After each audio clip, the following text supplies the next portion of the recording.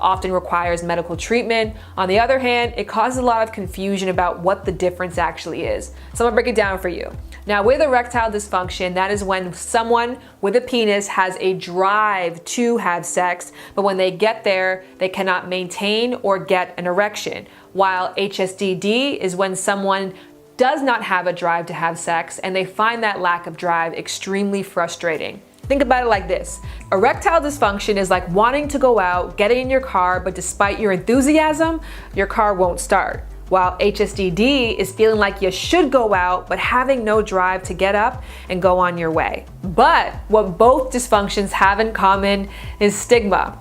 And the stigma in HSDD is so strong that it prevents majority of women from going to the doctors to discuss medical treatment options. So I asked the group, has stigma prevented you from going to a doctor and asking if there's something that can help? I was always scared and kind of ashamed to even ask that, because we're humans, and it's like, it's supposed to be in our nature. So I didn't want to feel defective or like just weird in any way. So no.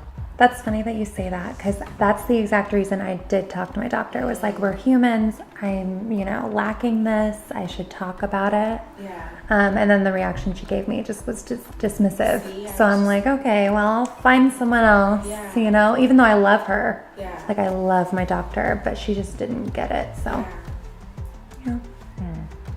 I guess for me, the only reason I did end up talking to my doctor was because I went in to talk about my depression and all of that. And so it came up as, well, possible side effects might be this. And so I kind of knew it was coming, in terms of, taking the medication and that might follow up. It's important to note that antidepressants, particularly selective serotonin reuptake inhibitors or SSRIs, have been shown to impact one's sex drive. As Alana did, please be sure to talk to your doctor if you're on antidepressants and experiencing low sex drive. I'm so interested to know how we would go about dealing with low sex drive if we were fearless.